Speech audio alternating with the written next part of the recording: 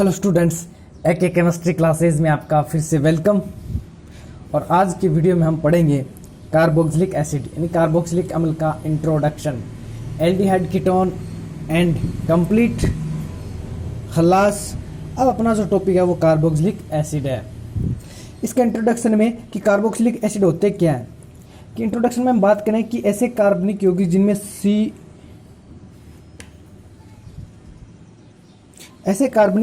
COOH group present होता है या समूह प्रेजेंट होता है, उन्हें हम कार्बोक्सिलिक एसिड बोलते हैं। सिंपल सी डेफिनेशन है इसकी। और इसको और भी ऐसे डेफिनेट कर सकते हैं, परिभाषित कर सकते हैं कि हाइड्रोकार्बन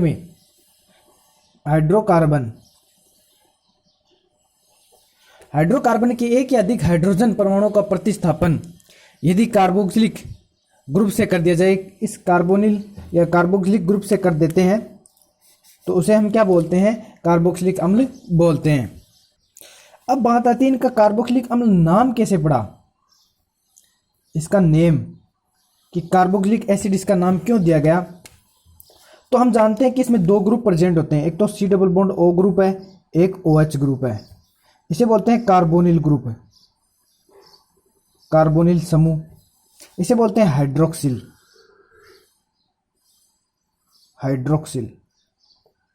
इन दोनों से, कार्बोनिल हाइड्रोक्सिल से उठा करके इनको बनाया गया। कैसे बनाया गया? इनको मिक्स करके बनाया गया। तो यहां से तो ले लिया कार्बो, यहां से ले लिया ऑक्सिल, यहां से क्या ले लिया?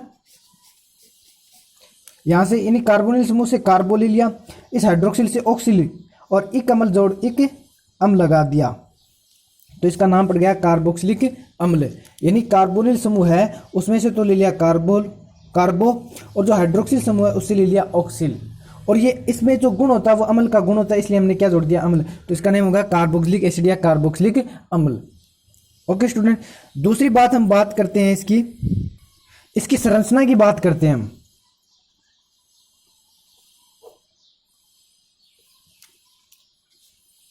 तो इसकी जो संरचना होती है वो इस प्रकार होती है, C डबल बॉन्ड OH। ये इसकी क्या हो गई? संरचना हो गई।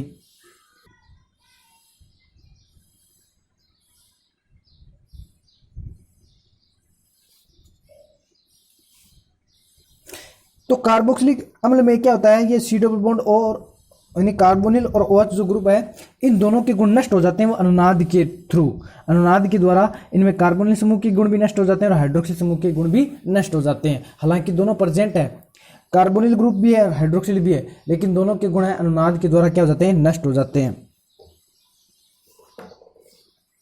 अब हम बात करते हैं इनके सामान्य सूत्र की बात करते हैं। इनका सामान्य सूत्र होता है वो होता है CnH2nO2, या इसको ऐसे भी लिख सकते हैं CnH2n+1 COOH। तो दोनों में से इस फॉर्मूले, इसे भी सामान्य सूत्र, इसके द्वारा भी हम क्या लिख सकते हैं? इसका फॉर्मूला बना सकते हैं, इसके द्वारा भी हम फॉर्मूला बना सकते हैं। एक एग्जांपल लेकर देखते हैं, बना करके देखते हैं कि मान लीजिए हमारे पास, हमें एसिटिक अम्ल बनाना है। क्या बनाना है? एसिटिक अम्ल बनाना है। अगर हम एसिटिक अम्ल बना रहे हैं तो एसिटिक अम्ल का मतलब एसिड, दो कार्बन।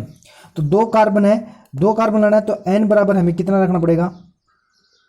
इसलिए N बराबर हमें 2 रखना पड़ेगा। हम इस फॉर्मूले में इसको पुट करते हैं, तो C2H2 × 2O2 बन गया। तो यहां क्या हुआ? 2 दूनी 4 हो गए हाइड्रोजन, तो यहां क्या हो गया? कार्बन भी कितने हो गए? 2 हो गए। ठीक है, फिर हाइड्रोजन कितने हैं? 4, तो 3 तो यहां आ जाएंगे, और ऑक्सीजन कितने? 2, 1 2 और 1 H यहां जाएगा। तो टोटल कार्बन कितने? 1 और 1 2, तो कार्बन कितने? 2। हाइड्रोजन कितने? 4, 3 और 1 4, ऑक्सीजन कितने? 2, तो बन गया एसिटिक अम्ल। तो इस फॉर्मूले से बना सकते हैं, इससे भी बना सकते हैं हम। इससे अगर एसिटिक अम्ल बनाना है अपन को, तो यहां क्या रखना पड़ेगा हमें? n बराबर 1 रखना पड़ेगा। क्यों? क्योंकि यहाँ हमारे पास दूसरा कार्बन तो है ही। अधिकतम कार्बन कितने रखने हैं? 2 रखने हैं। एसिटिक अम्ल के लिए अधिकतम कार्बन कितने होने चाहिए? 2। तो एक कार्बन तो इसमें है ये COH के द्वारा, दूसरा कार्बन हम लेंगे एक और, तो यहाँ हम रख देंगे C1H2 इंटू 1 प्लस 1 COOH। ठीक है। अब देखो यहाँ हाइड्रोजन कितने हो गए? 2 और 1 3 हो गए। हाइड्रोजन यहाँ कितने हो गए? 2 को 1 से गुणा 2 और 1 3 हो गए।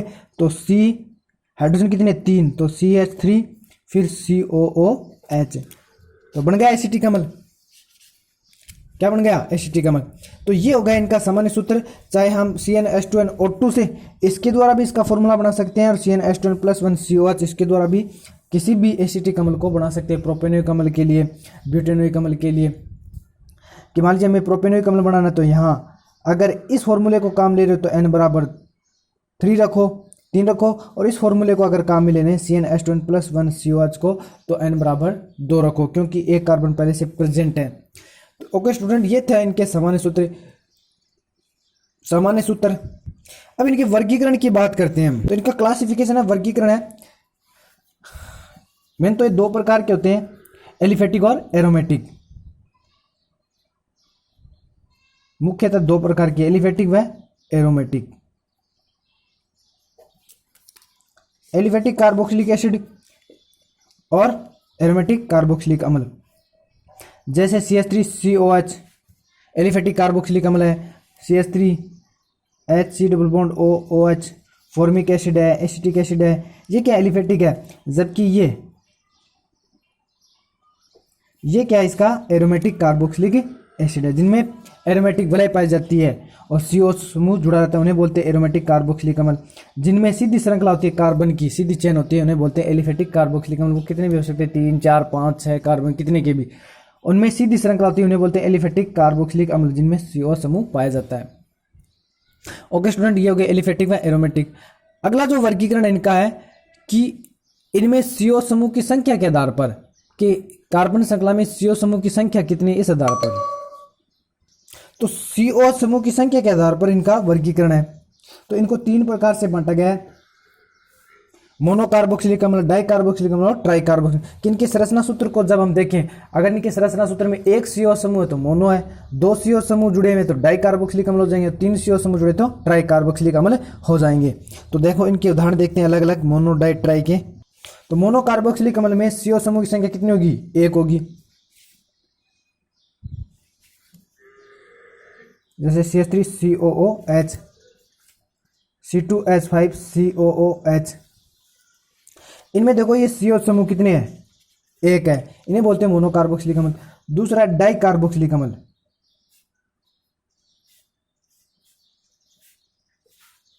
इनमें क्या होगा? CO समूह की संख्या 2 होगी। जैसे CH2 COOH, इसमें देखो CO समूह की संख्या कितनी है? 2 है, तो इसे हम बोलते हैं डाइकार्बोक्सिलिक अम्ल। ट्राइकार्बोक्सिलिक अम्ल,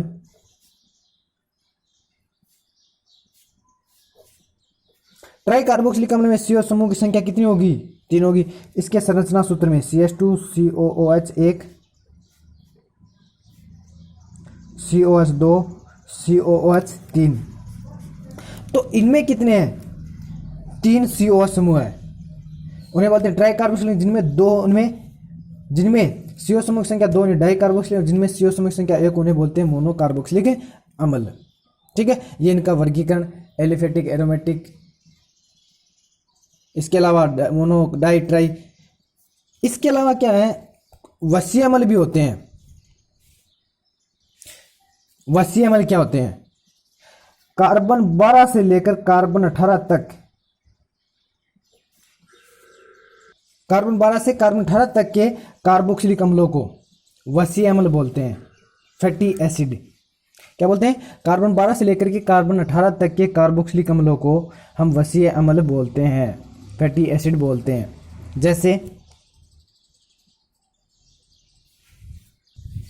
जैसे C15H31COH, इसे बोलते हैं पामिटिक अम्ल। एक प्रकार का फैटी एसिड है, वसीय अम्ल है, जिसमें कार्बन कितने? 15। तो 12 से लेकर 18 तक के जितने भी कार्बोक्सिलिक अम्ल उन्हें बोलते हैं वसीय अम्ल। स्टीरिक अम्ल है, C17H35COOH, इसे बोलते हैं स्टीरिक अम्ल। क्या बोलते हैं? स्टीरिक अम्ल। ये क्या होते हैं? वसीय अम्ल होते हैं। ओके स्टूडेंट, ये था इंट्रोडक्शन ऑफ कार्बोक्सिलिक एसिड, यानी कार्बोक्सिलिक अम्ल का इंट्रोडक्शन था जो हमने पढ़ा। नेक्स्ट वीडियो में हम पढ़ेंगे इनके नामकरण। आयुपेक है, सिंपल नेम है, इनके नेक्स्ट वीडियो में हम पढ़ेंगे।